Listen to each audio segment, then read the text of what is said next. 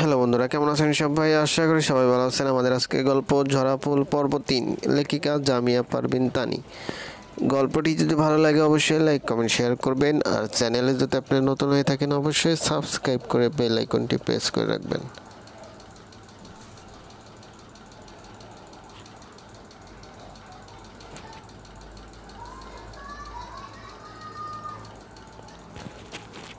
মৌরি এমন এক পরিস্থিতিতে পড়েছে, হাসবে নাকি কাঁদবে কিছুই বুঝতে পারছে না। যে রিমনকে প্রথম দেখাতে পছন্দ করেছিল সেই রিমন তাকে প্রথমে বোন ডাকলো, এরপরে ধোকা দিল, তার প্রতি প্রচণ্ড ঘৃণা আসলো। আর যখন জানতে পারলো মৌরিকে রিমন বিয়ে করেছে, মনে মনে যতটা না খুশি হয়েছে, ডিভোর্সের কথা শুনে ভয় পেয়ে গিয়েছে। আর এখন সবার সামনে মৌরিকে বিয়ের কথা যা বলছে। রিমন এমন কেন করছে তার সাথে, কিছুই বুঝতে পারছে না মৌরি। শাওন মৌরির সামনে হাতে তুড়ি মেরে বলে, আর চুপ করে থাকিস না, দয়া করে বলবি রাতে কোথায় ছিলি? মৌরি একবার রিমনের দিকে তাকিয়ে আবার নিচের দিকে তাকিয়ে বলে, বান্ধবীর বাসায়। গত রাতে ওর আম্মু হঠাৎ অসুস্থ হয়ে পড়ে, ইমার্জেন্সিতেও অ্যাডমিট করে, সেই জন্য গিয়েছিলাম। আর তোর পোশাক? মৌরির আম্মু জিজ্ঞেস করে। মিতার আম্মু আমার ড্রেসে বমি করে দিয়েছিল, তাই এই পোশাক মিতা আমাকে দিয়েছে। রিমন মৌরির দিকে তাকিয়ে ভাবছে, এ কি অনর্গল মিথ্যে বলে দিল। রিমন তখন মৌরিকে জিজ্ঞেস করে, তোমার বান্ধবীর নাম্বারটা দাও, আমরা যোগাযোগ করি। রিমনের কথাতে সবাই সুর মেলালো, সবাই মিতার নাম্বার চাচ্ছে। মৌরি বাধ্য হয়ে নাম্বার দেয়। বিপদ বুঝতে পেরে মিতাকে সব আগেই খুলে বলেছিল মৌরি, তাই এই যাত্রায় বেঁচে যায় মেয়েটা। মিতার সাথে কথা শেষ করে রিমন বলে, মেয়েকে যে এত বকাঝকা করলেন, এখন বুঝলেন তো মৌরি কত ভালো মেয়ে। ওকে বিয়ে করতে চেয়ে আমি তো কোনো ভুল করিনি তাহলে। রামিজা অবাক হয়ে গেছে রিমনের কথাতে। রিশাদ ভাই কি তার মেয়েকে বউ হিসেবে মেনে নেবে? রামিজা ভালো করেই জানে তার ভাই কখনোই এই বিয়ে মেনে নেবেন না। ইতস্ততভাবে বলে, ভাই কি মেনে নেবে এমন সম্পর্ক? আপনার ভাইকে আমি বেশি চিনি তাই নয় কি আন্টি? তার একমাত্র ছেলে যা চাইবে তাই দেবে আপনার ভাই। রিমনের কথা অনুযায়ী বিয়ের ডেট ফিক্সড করা হয় 2 দিন পর। ছোটোখাটো একটা অনুষ্ঠান করে রিমন মৌরিকে বিয়ে করতে চায়। মৌরি অবাক হয়ে সব শুনছে। ঘুমের ওষুধের অ্যাকশনের জন্য একটু ঝিম মেরে যাচ্ছে। রিমনের সাথে মৌরির বিয়ের কথা শোনার পর শাওন অস্থির হয়ে গেছে। ছাদে গিয়ে পায়চারি করছে, এটা কিভাবে সম্ভব? তার ছোটবেলায় খেলার সাথে কৈশোর বয়সের প্রেম কি আজ তাকে ছেড়ে চলে যাবে? মনে মনে প্রচণ্ড রকম ভালোবেসেছে মৌরিকে, কিন্তু মৌরি কিনা রিমনের বউ হয়ে যাবে। পাশে থাকা কয়েকটা ফুলের টবে লাথি দিয়ে ভেঙে ফেলে শাওন। শব্দ শুনে শ্যামলী ছাদে আসে। কিরে ভাইয়া, তুই ফুলের টব ভাঙলি কেন? শাওন রাগী গলায় বলল, আহ শ্যামা, বিরক্ত করিস না আমাকে, নিচে যা। দেখ কে কি করছে। মৌরিকে ভালোবাসিস? কি যা তা বকছিস পাগলের মতো? অন্যের বউকে আমি কেন ভালোবাসবো? এখন যা আমার চোখের সামনে থেকে, আমি একা থাকতে চাই। রিমনকে একা পেয়ে মৌরি এগিয়ে যায়। এমন নাটকের মানে কি রিমন? মৌরি এই সময় তার ঘরে দেখে বেশ অবাক হয় রিমন। সাহস আছে বই কি এই মেয়ের। রিমন বলে, তোমার জীবনটা তছনছ করে দিতে চাই। মৌরি রিমনের কলার ধরে বলে, কেন? কি ক্ষতি করেছি আমি আপনার? সময় হলেই জানতে পারবে। মৌরি রিমনকে জড়িয়ে ধরে বলে, প্লিজ আপনি এমন করবেন না, ডিভোর্স দিয়েন না দয়া করে। আমি কখনোই কটু কথা সহ্য করতে পারি না। কে এমন করলে আমি সত্যি মরে যাব।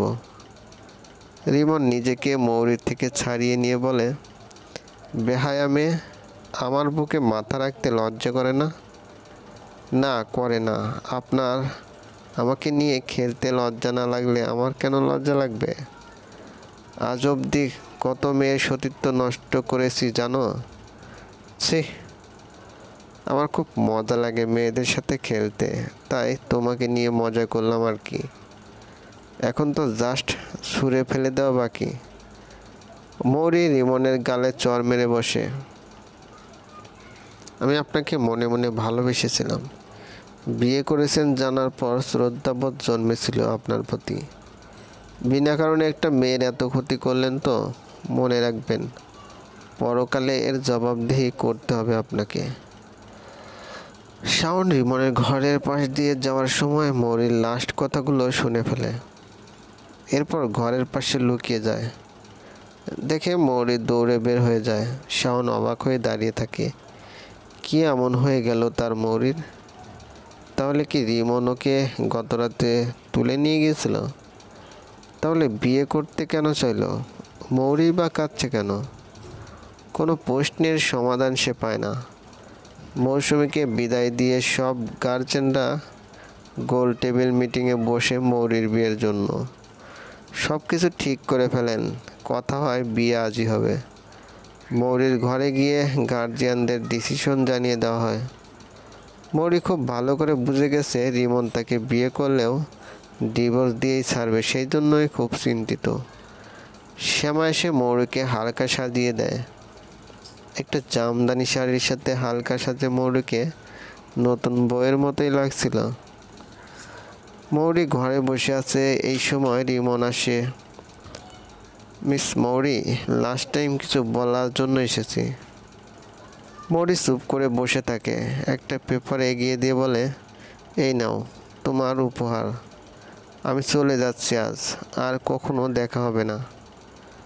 মৌরি বিছানা ছেড়ে নেমে এসে রিমনকে জড়িয়ে ধরে কাঁদে খুব। রিমন ধাক্কা দিয়ে ফেলে দেয় মৌরিকে। হনহন করে হেঁটে চলে যায়। মৌরি পড়ে গিয়ে খাটের কোণাতে লেগে মাথা কিছুটা কেটে যায়। উঠে বসে মৌরি মাথায় এক হাত দিয়ে ফুপিয়ে কাঁদতে থাকে, আর অন্য হাত দিয়ে ডিভোর্স পেপার আঁকড়ে ধরে রাখে। রিমন যে বিয়ের আসর ছেড়ে চলে গেছে সেটা জানাজানি হতে বেশি সময় লাগলো না। রিমন বাসা থেকে বের হয়ে রামিজাকে ফোন দিয়ে জানিয়ে দেয়, আন্টি, কি ভেবেছিলেন আপনার মেয়েকে আমি উদ্ধার করব? আপনার মেয়ের না আছে কোনো যোগ্যতা, না আছে সতীত্ব। আমি চলে যাচ্ছি বলেই ফোন কেটে দেয় রিমন। রামিজা দৌড়ে গিয়ে দেখে মৌরি কপালে হাত দিয়ে বসে আছে। মেয়ের যে মাথা কেটে গেছে সেদিকে কোনো হুঁশ নেই রামিজার। মেয়েকে টেনে চর বসিয়ে দেয়। এরপর বলে, মরতে পারিস না মুখ পরি, আর কত চুনকালি মাখাবি মুখে? রিমনের চলে যাবার খবর শাওনের কানে পৌঁছে যায়। শাওন দৌড়ে আসে মৌরির ঘরে, যেখানে মৌরিকে বউ সাজিয়ে রাখা হয়েছিল। এসে ফুপিকে বলে, শাওন, ফুপি, তুমি কি পাগল হয়ে গেছো? ওকেই মারছই বা কেন? গালি বা দিচ্ছ কেন? ওর কি দোষ? রিমন ভাই যদি বিয়ে করতে চেয়েও বের হয়ে যায়। ততক্ষণে সব রিলেটিভ চলে এসেছে মৌরির ঘরে। কাজী সাহেবও চলে এসেছিলেন। রামিজা শাওনকে মুখ ঝাপটা দিয়ে বলে, কি আর করব বল, ওর মতো মেয়ের জন্ম দেওয়া পাপ। রিমন বিয়ে করতে চেয়েও চলে গেছে, আর বলে গেছে আমার মেয়ে অসতী। তাহলে কোন মায়ের মাথা ঠিক থাকে বল? মৌরি অবাক হয়ে যায়। হায় রে রিমন, তুমি আমার সর্বনাশ করে বলো আমি অসতী? শাওন সবাইকে ডেকে নিয়ে বাইরে যায়। বাইরে গিয়েই মৌরিকে বিয়ের প্রস্তাব দেয়। শাওনের বাবার মতো থাকলেও শাওনের মা বিগড়ে বসে, কিন্তু বোনের মেয়ের দিকে তাকিয়ে শাওনের বাবা রাজি হয়ে যায়। শাওন যখন রাজি হতেই পারে এই বিয়ে। রামিজা মৌরিকে গিয়ে এই কথা জানায়। মৌরি অবাক হয়ে বলে, কি করে সম্ভব মা? আমি তো বাজে মেয়ে, শাওনের জীবনটা নষ্ট করতে চাই না। তুই যদি বিয়েতে কবুল না পড়িস, মনে রাখিস আজ তোর মায়ের মৃত্যুর কারণ হবি তুই। মৌরি বাধ্য হয়ে বিয়েতে রাজি হয়। দুই পক্ষের মত অনুসারে সেদিন রাতেই মৌরির সাথে শাওনের বিয়েটা হয়ে যায়। মৌরির বাবার বাসা কিছুটা দূরে। মৌসুমীর বিয়ে উপলক্ষে মৌরি ওর নানার বাসায় এসেছিল। পাশের বাসাটাই শাওনদের বাসা। শাওন নিজে হাতে ধরে মৌরিকে নিয়ে যায় নিজের ঘরে। শাওনের ঘরে মৌরিকে বসিয়ে রেখে শাওন বাইরে যায়। কিছু খাবার নিয়ে এসে মৌরিকে খাইয়ে দেয়। মৌরির চোখে জল, সে যে শাওনকে কখনোই ভালোবাসতে পারবে না। শাওনকে কিভাবে ঠকাবে সে? তা বাধ্য মেয়ের মতো খাবার খেয়ে নেয় মৌরি। শাওনের মাথার কাটা অংশ ফার্স্ট এইড দিয়ে ব্যান্ডেজ করে দেয়। মৌরি এক হাতে ডিভোর্স পেপার আঁকড়ে ধরে না বাম কাতে শুয়ে পড়ে। চলবে।